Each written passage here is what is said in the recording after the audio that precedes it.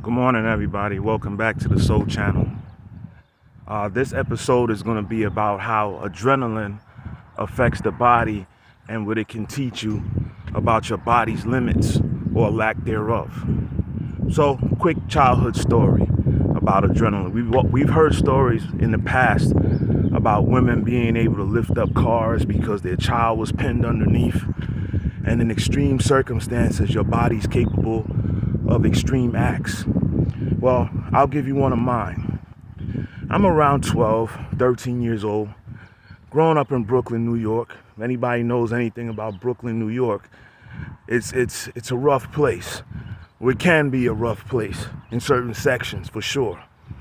So here I am in the hood, growing up in Brooklyn. Carroll Street in Nostrand, to be specific. Anybody from New York or Brooklyn watching this? Crown Gardens was the building. My friends came back murmuring and cussing and carrying on. About 5 of them came back to the block and started talking about, yeah, these dudes, we going back. These dudes talking smack about us. I'm going to give you the clean version. These dudes talking smack about us. Blah, blah, blah, blah, blah. Yo, we going back. So they rounded up everybody that was around at that time. And we marched to a place called Albany Projects, getting ready to go to war. Here my fool ass is 12 or 13 years old, probably 12. And I'm down. My people, they said some people was starting something with them. All right, I'm there to fight with you. I'm a warrior at heart, right? So we marched down there, and all of a sudden, we automatically realized we're outnumbered. We're outnumbered at least 3 or 4 to 1, easily. Okay, I'm here, my people here, I'm gonna fight, whatever. This how naive and foolish I was at that age.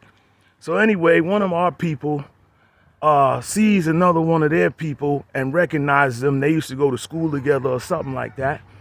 And they start making peace, trying to squash it, settle it. They even start smiling and joking. So I'm thinking, okay, it's over, right? And thankfully, because we were outnumbered at least 3 or 4 to 1.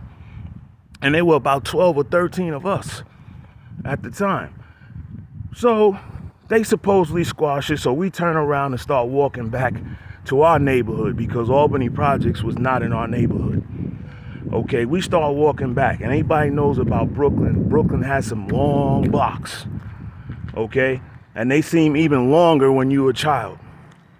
So we're walking back, but I don't trust it, right? I'm a little paranoid by nature or cautious or whatever. I got instinct, intuition, whatever you want to call it. So I'm peeking over my shoulder. I hear them murmuring, gathering up together. Then all of a sudden, people started climbing out of windows. I kid you not. This was like a movie. They started coming from around the corners of buildings, from behind cars where they was hiding. And instead of it being 3 or 4 to 1, now it was at least 6 or 7 to 1. And they started pointing at us as we walking away. So I yell up front to Frankie. He was our quote unquote leader at the time, one of the older kids, right? I'm like, yo, Frankie, they behind us, man. So he peeks behind his shoulder. He says, all right, yo, when we hit the corner, we gonna break. I said, what? I'm thinking to myself, break? He's talking about running. So as soon as we hit the corner, Frankie yells, break. And they shot off like Olympic sprinters. Frankie was a fast runner by nature. A lot of us that were there were fast runners. And they shot off like, I swear, like a gun had been shot off at the Summer Games in the Olympics. I'm one of the slowest guys in the crew, but I could fight. But I was bigger. I was chubby. Running was not my forte. Only if we were playing sports. Now I'm in a situation where I have to run for my life. And everything went in slow motion now at this time. Everything started going in slow motion. I'm running and praying at the same time, praying to God. God, if you get me out of this, I'll never do nothing like this again. I'll never follow behind nobody again. Please, God, help me, help me. I'm running and praying. My best friend at the time, Atto, he gets caught. One of their faster guys runs up on him and catches him and puts him in a headlock. And the group behind that's chasing us like, hold him, hold him. Now, Atto's the same age as me. He about 12 years old. So he cries out, help, help. I'm running right next to him. This is like a movie, like in slow motion. But I'm on the sidewalk and he's in the street. I thought to myself, by running on the sidewalk, if they get close enough to me, I'm going to duck through somebody's backyard. I'm going to zigzag, jump fences, whatever I got to do, right?